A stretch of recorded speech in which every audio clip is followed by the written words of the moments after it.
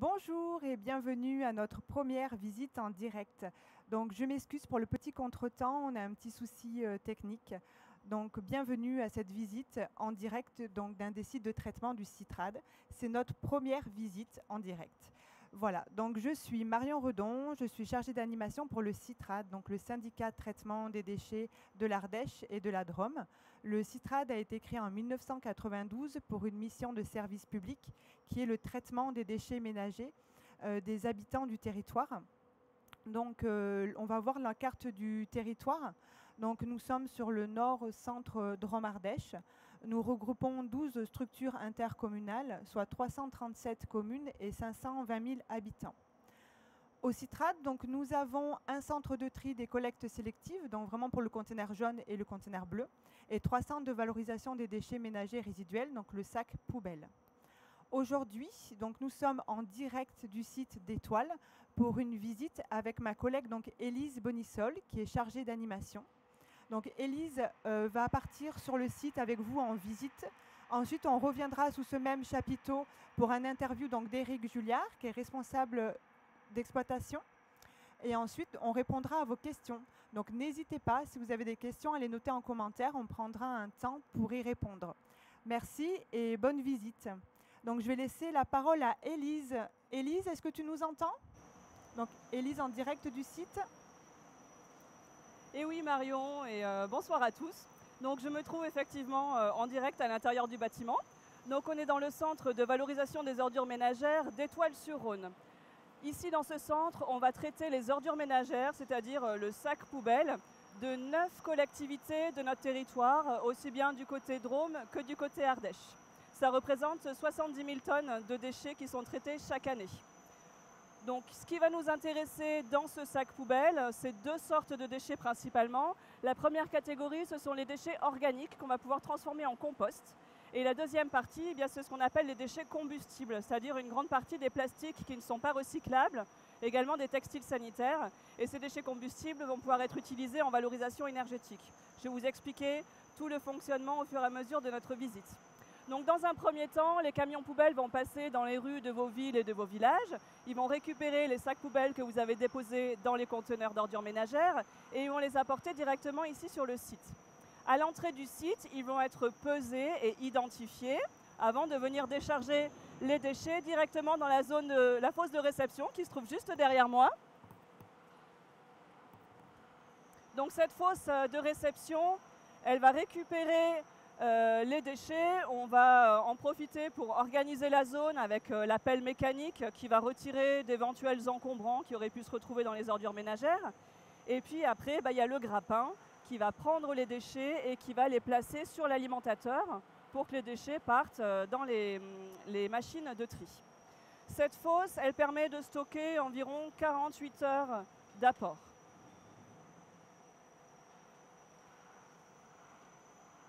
La première étape du tri, ça va être le trommel. Donc le trommel, c'est la machine qui se trouve ici, qui va permettre de séparer les déchets par la taille et de retirer déjà les plus gros déchets qui ne contiennent pas de matière organique. Ensuite, les déchets passeront dans les bioréacteurs et je vais vous expliquer le fonctionnement de tout ça. Donc ce que je vous propose, c'est qu'on regarde tout de suite une petite vidéo pour voir comment ça se passe dans les détails.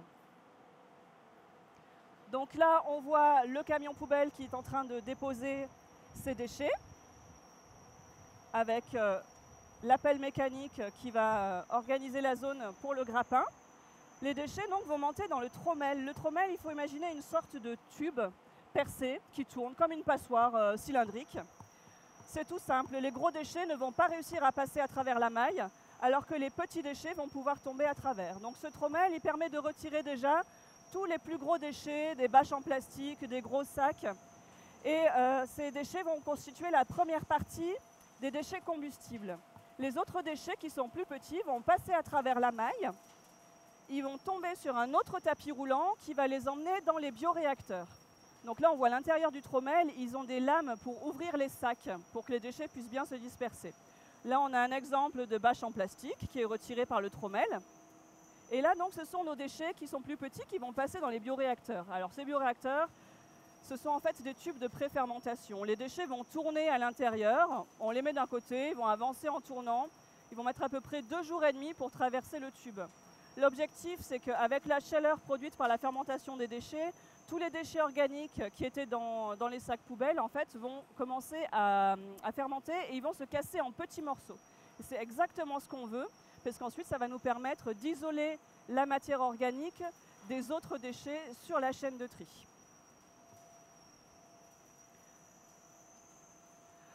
Donc là, à la fin de la vidéo, vous avez une petite vue sur la cabine de supervision. Donc c'est une zone en fait qui permet d'avoir une vue générale sur l'usine, de contrôler le fonctionnement de toutes les machines, des tapis. Il n'y a pas de tri manuel dans cette usine, donc il n'y a pas d'agent de tri avec des gants qui vont trier sur les tapis.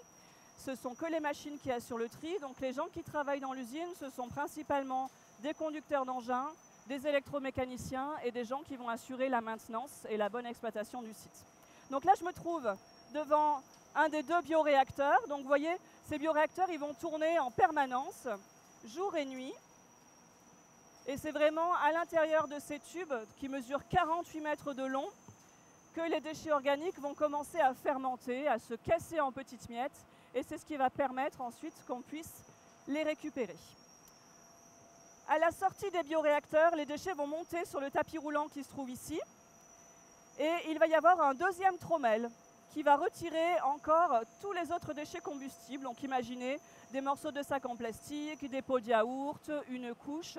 Ces déchets combustibles vont tomber dans la benne qui se trouve juste ici. Je ne sais pas si on peut essayer de la voir. Les bennes blanches que l'on voit là, qui vont récupérer tous les déchets combustibles. Je vous expliquerai après ce qui va advenir de ces déchets combustibles. Pour l'instant, on va rester concentré sur notre matière organique. La matière organique, qui est encore mélangée à d'autres petits déchets, va passer sur la chaîne de tri. Alors la chaîne de tri, elle est juste là derrière moi. Elle est à la fois simple et compliquée. Elle est simple parce qu'il n'y a pas énormément de machines, mais elle est complexe parce qu'elle est dans un espace réduit. Et en fait, toutes les machines et tapis sont un petit peu empilés les uns sur les autres. Ce que je vous propose, c'est qu'on regarde aussi une petite vidéo avec des images 3D des machines pour que je puisse vous expliquer concrètement le fonctionnement. Donc là, on est à la sortie du bioréacteur. On voit les déchets qui montent sur le tapis, qui vont passer dans le deuxième trommel qui enlève les déchets combustibles dont je vous parlais. Ensuite, on va trier les déchets par le poids et par la taille. Donc le premier tri, c'est le tri balistique. On va retirer les déchets les plus lourds. En fait, on va accélérer les déchets sur un tapis. Ils vont rebondir sur une table. Les déchets qui sont les plus gros, les plus lourds, vont beaucoup rebondir et on va pouvoir les isoler, alors que les déchets qui sont plus petits et plus légers restent un peu collés sur le tapis, ce qui permet ensuite de les faire continuer vers une deuxième machine. Donc là, on voit les déchets qui sont accélérés. Et ensuite, on a un crible trampoline. Donc là, on va enlever tous les déchets qui sont supérieurs à 1 cm. C'est le même principe qu'un tamis quand on joue dans le bac à sable, en fait. On a une maille, les déchets qui font moins de 1 cm passent à travers la maille et les plus gros tombent. Donc on voit là qu'on arrive à retirer beaucoup de morceaux de verre et de plastique. C'est ce qui constitue les refus lourds, ces refus qui seront enfouis. Et enfin, voilà notre matière organique que nous avons réussi à isoler et qu'on va pouvoir transformer en compost. Donc ce que je vous propose maintenant, c'est que nous allons passer de l'autre côté du mur. On va aller voir ce qui se passe dans la zone de fermentation. L'avantage de la visite en direct par rapport aux portes ouvertes, c'est qu'on n'aurait jamais pu vous faire passer par là avec tout un groupe. Vous allez voir, on va prendre à la petite porte secrète, on va dire, qui se trouve là derrière.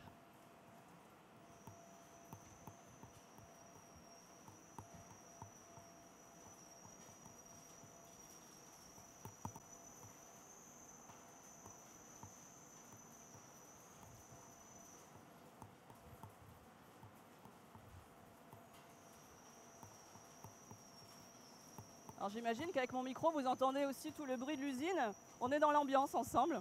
Même si vous n'êtes pas là, j'espère que vous en profitez un petit peu quand même. Donc là, je vais franchir la porte. On va se retrouver dans la zone de fermentation. C'est dans cette zone-là qu'on va vraiment transformer la matière organique en compost. On y va, je vous laisse me suivre. On va vous lancer au passage une petite vidéo qui va vous montrer le fonctionnement de la retourneuse, qui est la machine qui permet de brasser la matière organique. C'est parti. Donc là, nous voyons la retourneuse en action. Donc elle va venir se positionner donc, sur un couloir et elle va brasser la matière organique en décomposition, un peu comme un jardinier dans son bac à compost. Voilà, donc on va retrouver donc Élise dans 2-3 minutes le temps qu'elle se positionne dans la zone de fermentation. Donc on est devant les couloirs de fermentation. C'est transféré dans les couloirs qui sont ici. Donc on a des grands couloirs, en fait on a 14 couloirs de 45 mètres de long, excusez-moi, je m'embrouille dans mes chiffres. Donc dans ces couloirs, on va mettre la matière organique que nous avons triée et on va la mélanger également avec des refus de criblage, en fait des petits morceaux de branchage et des déchets verts qui proviennent des déchetteries de nos territoires. Ces petits morceaux de branchage, en fait, ils vont permettre d'améliorer la qualité de la matière organique parce que si on la laisse telle qu'elle, elle est un petit peu tassée. Alors qu'avec les déchets verts, eh bien, on va pouvoir aérer la matière organique pour que la fermentation se fasse bien. Une fois par semaine au minimum, il y a la retourneuse donc, qui est stationnée là sur le couloir, qui va brasser la matière, qui va éventuellement l'arroser si besoin. Il y a également au fond des couloirs un système de rampe d'aération forcée, c'est-à-dire que ça va aspirer l'air pour obliger l'air à bien circuler dans la matière. Une grosse différence par rapport à votre composteur de jardin, nous n'avons pas de vers de terre, de cloporte et tous les animaux décomposeurs. Nous avons uniquement des bactéries et des champignons qui sont là naturellement et qui vont assurer la décomposition de la matière organique. Que vous dire de plus? La phase de fermentation va durer 4 semaines. Donc pendant ces 4 semaines, on retourne régulièrement le compost. Ensuite, la matière organique va être transférée au fond, tout là-bas, dans les box de maturation. Alors dans les box de maturation, là, on est dans une phase statique, c'est-à-dire qu'on ne va plus retourner la matière, on va la garder bien en tas, on fait des gros tas de plusieurs 2 mètres de haut à peu près. L'objectif là, c'est que la température va monter à l'intérieur du tas. C'est une phase importante qu'on appelle l'hygiénisation du compost. Et ça va permettre éventuellement d'éliminer une partie de bactéries qu'on n'aurait pas souhaité retrouver dans le compost, des œufs d'insectes, etc. La phase de maturation, elle va durer 6 semaines. Donc 4 semaines de fermentation, 6 semaines de maturation. En 10 semaines, nous avons obtenu du compost qui va être transféré ensuite dans la zone de stockage. Alors les zones de stockage, elles vont permettre de stocker environ 6 mois de production, parce que les demandes de compost ne se font pas toute l'année. Les agriculteurs vont venir le chercher directement sur site. Et avant que les agriculteurs puissent l'utiliser, eh bien nous, on va devoir tester le compost pour être sûr qu'il répond à la norme. Donc je vous propose qu'on regarde une petite vidéo qui nous montre justement la zone de stockage. Voilà, donc on voit les zones de stockage.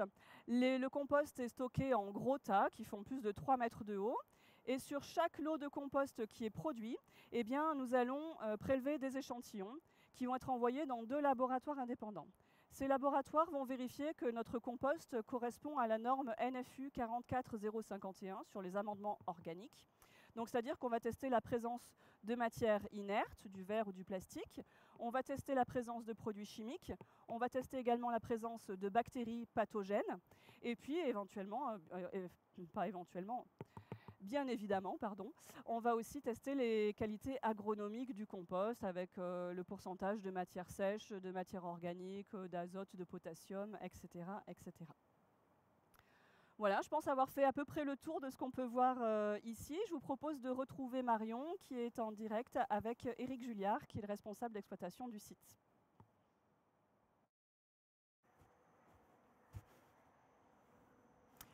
Bonjour Éric, donc Éric Julliard, donc vous êtes responsable d'exploitation sur le site d'Étoile. Est-ce que vous pouvez nous en dire un petit peu plus sur vos missions ? Bonjour à tous. Donc la mission du responsable d'exploitation, c'est organiser la vie du site. Donc ça commence déjà par la gestion du personnel, prévoir les équipes nécessaires pour assurer la production.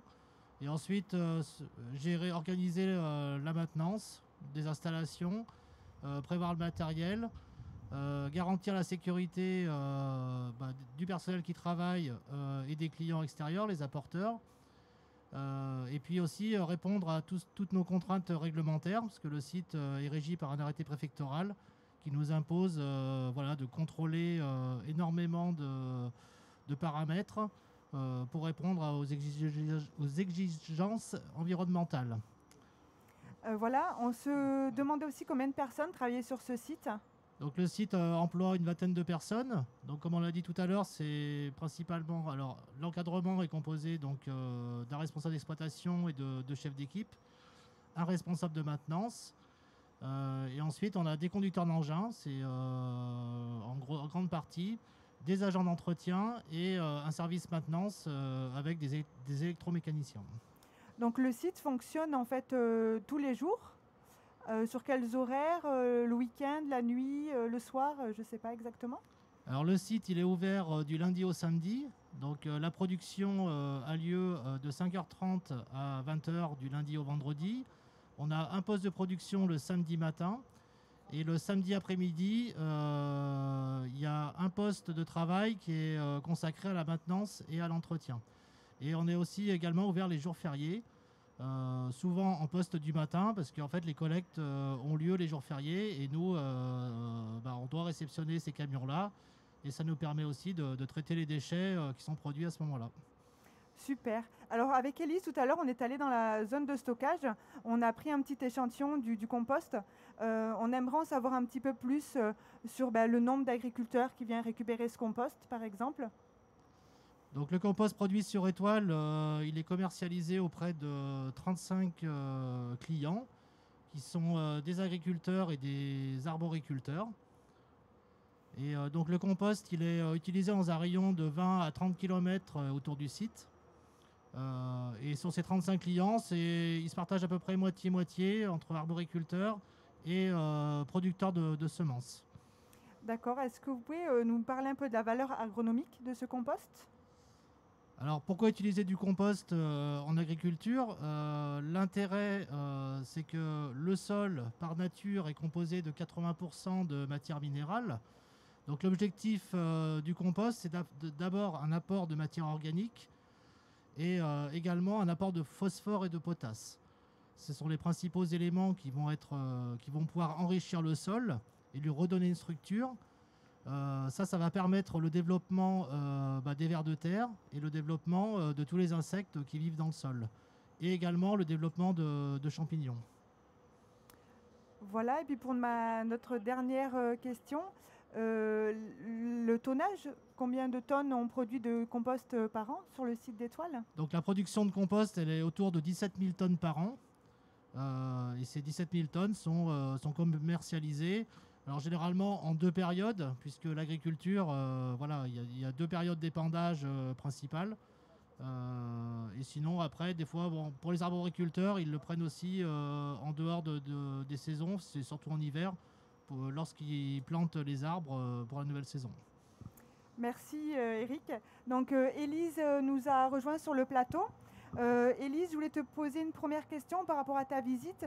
On voulait savoir effectivement la proportion de compost produit par rapport aux déchets entrants. Donc sur les déchets entrants, si on schématise, on va avoir à peu près un tiers de compost, un tiers de déchets combustibles. On a 2% de métaux qu'on va extraire lors de la préparation des déchets combustibles. Tiens d'ailleurs, je suis en train de penser que je ne vous ai pas parlé des déchets combustibles, j'en parlerai juste après. Et puis on a entre 10 et 15% d'évaporation, donc ce qui nous permet de réduire considérablement l'enfouissement.